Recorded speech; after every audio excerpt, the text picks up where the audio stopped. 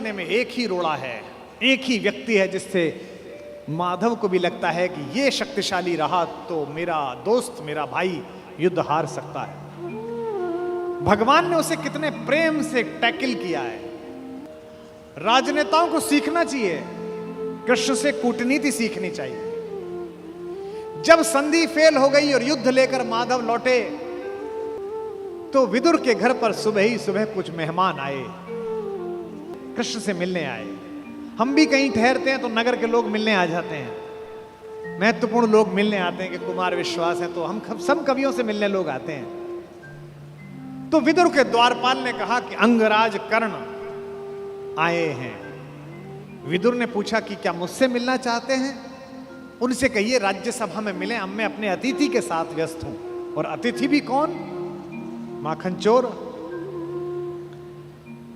द्वारपाल ने कहा जी नहीं, वो आपसे मिलना नहीं चाहते, वो आपके अतिथि से मिलना चाहते हैं। कृष्ण ने कहा उन्हें आदरपूर्वक अंदर लेकर आओ। कर्ण आए, कर्ण ने प्रणाम किया।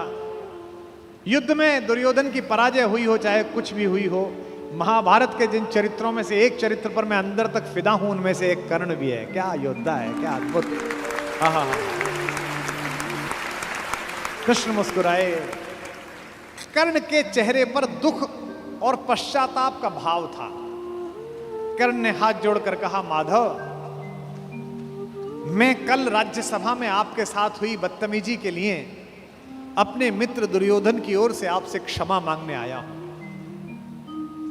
भगवान ने कहा ईश्वर तुम जैसा मित्र सबको दे जो इतने बड़े अपराध के बाद भी क्षमा मांगने के लिए आ जाता है। ऐसा मित्र सबको मिले। कर्ण ने कहा कि अगर आप मुझे थोड़ा सा भी माधव प्रेम करते हैं तो मेरे मित्र को क्षमा कर दीजिए। उसने गलती की, उसे दूत के साथ ये व्यवहार नहीं करना चाहिए था और आप जैसे दूत के साथ तो सोचना भी नहीं चाहिए था। भगवान ने कहा मैं उसे माफ कर दूंगा, लेकिन एक शर्त है कर्ण। अंगराज ने कहा कि इसी क्षण मैं आपको अंग प्रदेश का राज्य दे देता हूं। मेरा शरीर ले लीजिए पर मेरे मित्र को माफ कर दीजिए। कृष्ण ने कहा शरीर देने की इतनी उतावली में मत आओ अंगराज, समय तय हो चुका है, सबको देना पड़ेगा, तुमको भी देना पड़ेगा। तय हो कर सकते हो तो इतना करो, अब मैं वापस पांडवों के पास जा रहा हूं, हस्तिनापुर की सीमा तक मुझे छोड़ के आओ। उसने कहा इससे बड़ा सौभाग्य का होगा कि मैं आपको छोड़ने चलूं। आइए मेरे रथ में बैठिए। कृष्ण ने कहा कि ठीक है, मैं तुम्हारे रथ में बैठ जाता हूं। आपकी कार में कोई बहुत बड़ा आदमी बैठने लगे तो कभी भी ड्राइवर से गाड़ी मत चलवाना। ड्राइवर से कहना तू नीचे उतर, सवार बहुत बड़ा है, अब ड्राइव मैं करूंगा, गाड़ी खुद चलाना सदा। कर्ण ने अपने चालक से कहा कि नीचे उतर, इस रथ पर त्रैलोक्य का स्वामी बैठने वाला है, ड्राइव मैं करूंगा। और कर्ण तो ड्राइवर का ही लड़का है, सूत पुत्र है, उसको तो आता ही है रथ चलाना, वो रथ चालक का बेटा है। कर्ण रथ चलाने लगा। भगवान पीछे से उतरकर कर्ण के पास आकर बैठ गए और थोड़ी देर बाद उसका रथ छोड़कर उसे अपने रथ पर बिठा लिया। वहां भी वही रथ चलाने लगा। अब भगवान ने उससे बातचीत शुरू की। देखिए कितने बड़े कूटनीतिज्ञ हैं ये कन्हैया, दिखते भोले हैं लेकिन परम चालू। इनको पता था कि एक ये आदमी है जो फजीता करेगा, इसका मनोबल तोड़ो। पहली बार कर्ण को यह पता चला जो भेद उन्होंने बताया। हरि बड़े प्रेम से कर धर कर ले चढ़े उसे अपने रथ पर। रथ चला परस्पर बात चली, शमदम की टेढ़ी घात चली। शीतल हो हरि ने कहा हाय, अब शेष नहीं कोई उपाय। कर्ण अब कुछ बचा नहीं, हो विवश हमें धनु धरना है। अब तो हमें यह धनुष उठाना पड़ेगा, क्षत्रिय समूह को मरना है। मैंने कितना कुछ कहा नहीं, विषबाण कहां तक सहा नहीं, पर दुर्योधन मतवाला है, कुछ नहीं समझने वाला है। चाहिए उसे बस रण केवल, सारी धरती की मरण केवल। ये जो अहंकार है कि मैं कुछ नहीं दूंगा, क्या बोला दुर्योधन 5 गांव माने पे? सूच्यग्रम नैव दास्यामि बुनया युद्धे न केशवः। हे केशव, तुम 5 गांव मांगते हो, मैं सुई की नोक के बराबर भी जमीन नहीं दूंगा। हे वीर तुम ही बोलो अकाम। बिना पार्शल हुए बोलना। कर्ण से पूछ रहे हैं, क्या वस्तु बड़ी थी 5 ग्राम? 5 ग्राम ही तो मांगे थे, वह भी कौरव को भारी है, मत गई मूढ़ की मारी है। दुर्योधन को बोधूं कैसे, इस रण को अवरोधूं कैसे? सोचो क्या दृश्य विकट होगा रण में जब काल प्रकट होगा। बाहर शोणित की तप्त धार, भीतर विधवाओं की पुकार, निशस्त्र विशस्त्र बिल्लाएंगे, बच्चे अनाथ हो जाएंगे। चिंता में क्या और करूं, शांति को छिपा किस ओट धरूं। सब राह बंद मेरे जाने, अब पासा फेंका। पहले तो माहौल बनाया कि तुम सब मरोगे बेटा, तू भी मरेगा और तेरा यार भी। एक तरीका है बचने का, सब राह बंद मेरे जाने। हाँ, एक बात है, यदि तू माने, देखो कैसे फुसला रहे हैं, तो शांति नहीं जल सकती है, समरागनी अभी टल सकती है। पा तुझे धन्य है दुर्योधन, तू एकमात्र उसका जीवन, तेरे बल की है आस उसे, तुझसे जय का विश्वास उसे। तू संग न उसका छोड़ेगा, वह क्यों रण से मुंह मोड़ेगा। जब तक तू उसके साथ है वो लड़ाई नहीं छोड़ सकता। बस ऐसा कर, तू उसे छोड़ दे। क्यों? क्या अघटनीय घटना कराल। एक बात बताऊं तुझे कर्ण, एक बड़ी कराल घटना इस खानदान में हो गई है, तुझे पता नहीं है। तू प्रता कुक्षिका, प्रथा मतलब कुंती, तू कुंती कोख का प्रथम लाल। तू कुंती का पहला बेटा है। ये पहली बार कर्ण को स्वयं भगवान श्री कृष्ण ने बताया है, सबसे पहली बार। अच्छा, ये बात पहले भी बता सकते थे कभी, कर्ण तो रोज मिलता था। जब 14 साल का वनवास था तब बता देते, नहीं। अगर तुरुप का इक्का आ जाए तो शुरू में मत फेंको, बचा के रखो, फाइनल टेबल पे काम आएगा। अब कर्ण को बता रहे हैं कि तू तो कुंती का लड़का है, पनसूत अनादर सहता है, कौरव के दल में रहता है, किस्मत के फेरे में पड़कर का प्रेम सदा बसा दुश्मन के घर, निज बंधु मानता है, पर को कहता है शत्रु सहोदर को। पर इसमें दोष न तेरा है, तेरा कोई दोष नहीं है। अब कहा मान इतना मेरा, अब इतनी मान, चल होकर संग अभी मेरे, जहां 5 भ्राता तेरे। कहते हैं एक काम कर, अब मेरे रथ पे से उतरी मत, अब मैं हाँक रहा हूं और सीधा वहीं जाकर रुकेगा जहां तेरे 5 भाई हैं। जिसको जिंदगी में किसी ने भाई नहीं कहा, जो मां की एक पुकार के लिए जीवन भर तरसा है, उसको जिंदगी का सबसे बड़ा प्रलोभन दे रहा है हमारा कान्हा। क्या कह रहा है? बिछुड़े भाई मिल जाएंगे, सब मिलकर मोद मनाएंगे। कुंती का त्यू ही परम तने ज्येष्ठ, बल बुद्धिशील में परम श्रेष्ठ। और क्या करेगा? पद त्राण भीम पहनाएगा, भीम तेरे को चप्पल पहनाएगा। कैसे कैसे लालच है, कैबिनेट मिलेगी,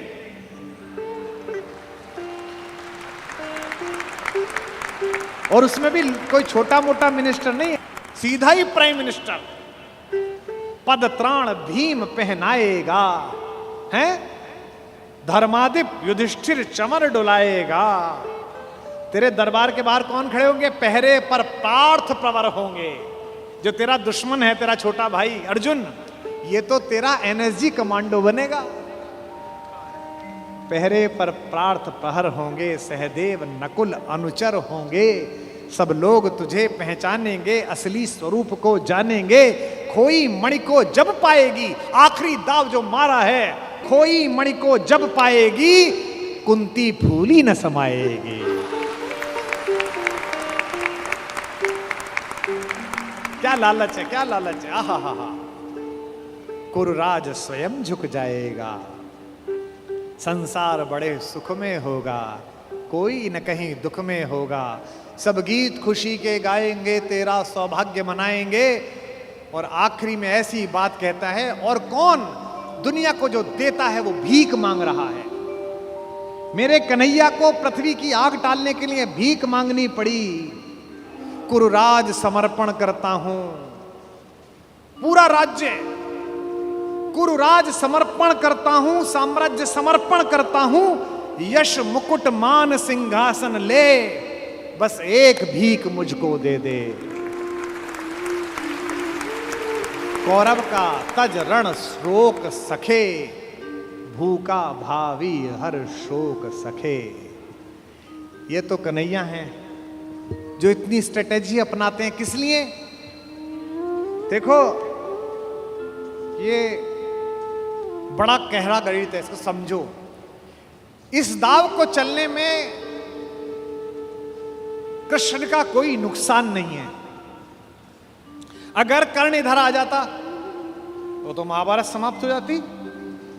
और एक ऐसा योद्धा जो सुबह दोपहर शाम इसी बात की कसम खाता था कि अर्जुन को मारना है, इन पांडवों को मारना है, इसके कलेजे में ये बात डाल दो कि ये तेरे भाई हैं, तो जब युद्ध लड़ेगा तो थोड़ा तो हाथ कांपेगा, थोड़ा तो दिल के अंदर कुछ धुक धुक पैदा होगी।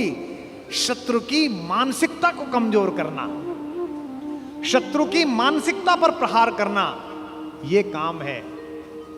लेकिन कृष्ण की इस कथा में थोड़ा स्मरण कर्ण का भी कर लो कि उस जैसा कोई आदमी भी पैदा नहीं हुआ जो इतनी सारी चीजों को ठुकरा दे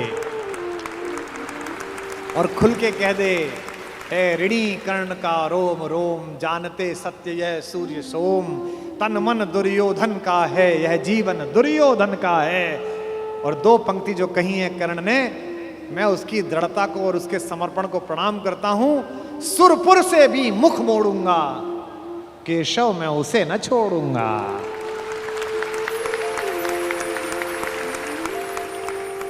ये जो चरित्र है कृष्ण का योजना बनाने का, पहले कुंती को भेजा, जाओ बता के आओ कि तुम उसकी मां हो। मां ने कहा कि तू वापस आ जा, तो उसने एक वरदान दिया मां को। मां ने कहा, अभिलाष लिए तो बहुत बड़ी आई थी, पर आस नहीं अपने बल की लाई थी। था एक भरोसा यही कि तू दानी है, अपनी अमोघ करुणा का बड़ा अभिमानी है। उसने भी कहा, मां मैं तुझे वचन देता हूं कि तेरे 5 बेटे जीवित रहेंगे।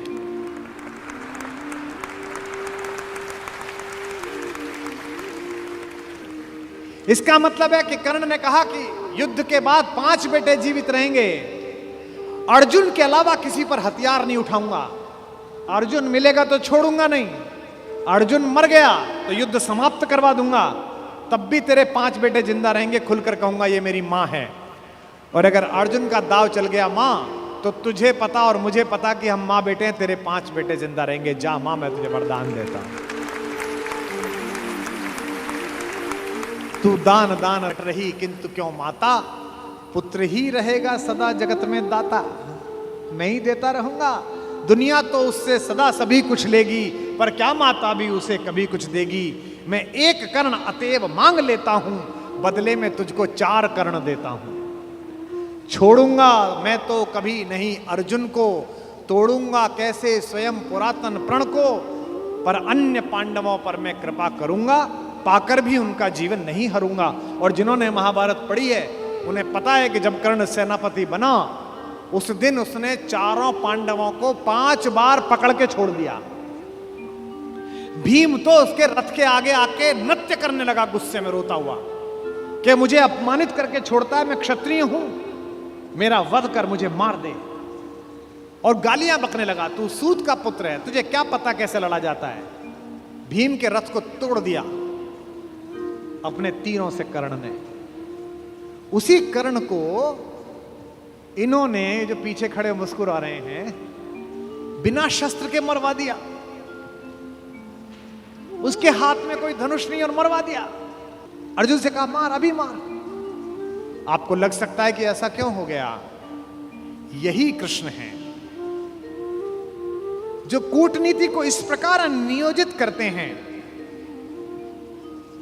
कि उसका तर्क भी साथ साथ देते हैं। रश्मिरथी में मेरे पिता में मेरे बाबा हमारे खानदान के बड़े दिनकर कहते हैं कि विपद में कर्ण को यों ग्रस्त पाकर, सराशनहीन अस्तव्यस्त पाकर, जगाकर पार्थ को भगवान बोले, खड़ा क्या देखता है मौन भोले। सराशन तान, बस यही अवसर यही है, तान मार इसको, घड़ी फिर और मिलने की नहीं है। विषख कोई बाण, बाण कोई गले के पार कर दे, अभी ही शत्रु का संहार कर दे। क्या कह रहे हैं कृष्ण?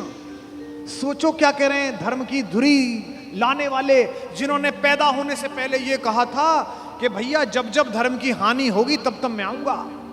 यदा यदा ही धर्मस्य ग्लानिर्भवति भारत अभ्युत्थानम अधर्मस्य तदात्मानम सृजाम्यहम्। धर्म की स्थापना के लिए आए हैं और निहत्ते को कह रहे हैं मार मार मार। ये क्या है? ये अधर्म है कि धर्म है? अब मैं तर्क दे रहा हूं कृष्ण की ओर से, जो कृष्ण ने उस समय तर्क दिए होंगे। कहते हैं श्रवण कर विश्व गुरु की देशना यह है, विजय के हेतु आतुर ऐशना यह है। सहम उठा जरा कुछ पार्थ कामन, विनय में ही मगर बोला अकिंचन। नरोचित किंतु क्या यह कर्म होगा, मलिन इससे नहीं क्या धर्म होगा। हंसे केशव वृथा हट ठानता है, अभी तू धर्म को क्या जानता है। कहूं जो पाल उसको धर्म है ये, मैं जो कह रहा हूं वो कर। हनन कर शत्रु का सत्कर्म है ये। क्रिया को छोड़ चिंतन में फंसेगा, उलटकर काल तुझको ही घसेगा। ये जो हमको सिखाते हैं कि हम दूसरे की सीमाओं का अतिक्रमण करके घर में जाके ना मार के आए, इनको पूछो कि जिस समय हिंदुस्तान के चौराहों पर बम फटते थे, इनको पूछो कि जम्मू कश्मीर में जाते हुए हमारे सीआरपीएफ के जवानों के मुंह पर मतदान के समय जाते हुए ये लफंगे चांटे मारते थे। इनको पूछो कि पड़ोसी के भीख मिले हथियारों से हिंदुस्तान की मां बेटियों को आतंकित करने वाले और केसर की क्यारी में बारूद भरने वालों को सीमा के अंदर पार घुस के मारा जाए कि ना मारा जाए। देश का एक एक बच्चा कहेगा कि मारा जाए। नहीं, जब पार्थ को देखा सुधरते, हृदय में धर्म का टुक ध्यान धरते, समय के योग्य धीरज को संजोकर कहा राधे ने गंभीर होकर। अब कर्ण बोला, हर पापी, हर अनाचारी, हर दुष्ट जिसने दुष्टता में साथ दिया है वो ज्ञान देने लगता है। भूल गया अर्जुन के कौन ज्ञान दे रहा है। अर्जुन के अंदर भक्ति, मनुष्यता, भावना सब पैदा हो गई।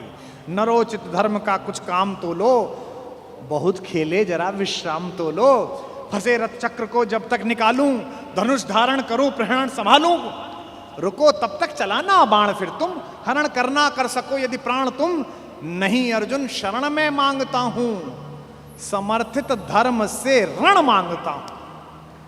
कर्ण कहता है कि धर्म से युद्ध करो।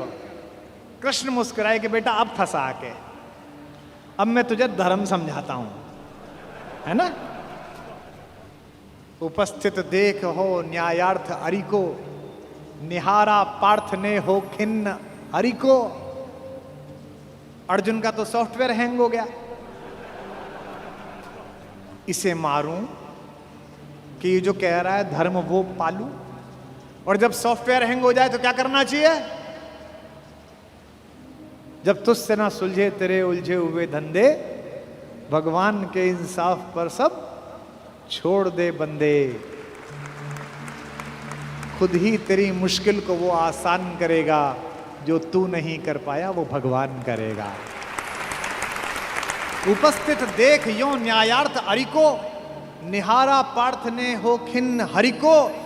मगर भगवान किंचित भी न डोले। अभी तक तो हंस रहे थे, मुस्कुरा रहे थे, करते मार। जैसे ही कर्ण ने धर्म बोला, भगवान के अंदर से आग निकली। कुपित हो वज्र सी यह बात बोले, प्रलापी ओ उजागर धर्म वाले, बड़ी निष्ठा बड़े सत्कर्म वाले। मरा अन्याय से अभिमन्यु जिस दिन, कहां पर सो रहा था धर्म उस दिन।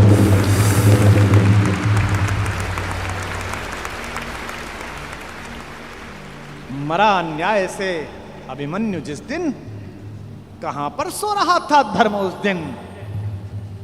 हलाहल भीम को जिस दिन पड़ा था, कहां पर धर्म उस दिन यह धरा था।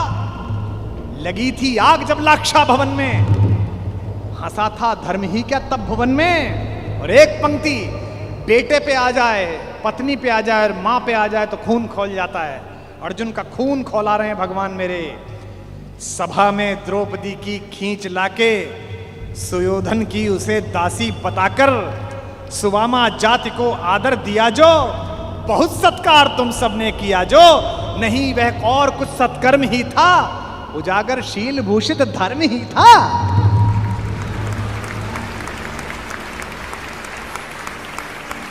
जिस दिन एक रजस्वला बेबस महिला को बाल से खींचकर तेरे दोस्त का नीच छोटा भाई लाया था, और तेरे उस तथाकथित मित्र ने अपनी जंघा पर हाथ मारा था कि यहां बैठेगी, उसी दिन तय हो गया था कि इस जंघा पर धर्म युद्ध के खिलाफ चोट पड़ेगी। जो युद्ध जानते हैं वो सब जानते हैं, जुए में हार कर धन धाम जिस दिन, हुए पांडव यति नष्काम जिस दिन, चले वनवास को तब धर्म था वह, शकुनियों का नहीं अपकर्म था वह। और कोई अपकर्म नहीं होता। कटी से नीचे प्रहार करना अधर्म है, लेकिन दुर्योधन की जंघा तोड़ी भीम ने, कोई नहीं। ये जो रणनीतिकार कृष्ण है। खांडव दहन हुआ, आप सबको पता है, आग लग गई, आग बुझी नहीं, इंद्र से भी नहीं बुझी। तो इंद्र ने अपने बेटे से कहा, अर्जुन से कहा कि भाई बुझा। सर्पों ने कहा कि बुझा। अर्जुन ने बादलों में तीर मारा और बादल बरसे। जब पुरुषार्थ आ जाता है तो तीर आदमी ऐसे ही मारता है, कभी बादल में मारता है, कभी जमीन में मारता है। पिता में भीष्म जब पड़े हुए थे शरशैया पर, उनके मुंह से निकला पानी। कोई सोने के मटका लाया, कोई चांदी के मटके लाए। उन्हें अर्जुन की तरफ देखा कि पड़पोते पानी। अर्जुन ने तीर मारा पृथ्वी पे। कुरुक्षेत्र चले जाइए, आज भी आपको मिल जाएगी वो नदी जहां जमीन का स्तर तक, वहां तक तीर गया। और साइंस देखिए तीर की, ड्रिलिंग देखिए कि उतनी ही तेजी से गया और धार उतनी ही आई जो पिता में भीष्म के होठों तक आई। आज भी अर्जुन के तीर से निकली हुई इस नदी को हमारे उत्तर भारत में बाण गंगा कहा जाता है। कभी दर्शन करके आइए उस नदी।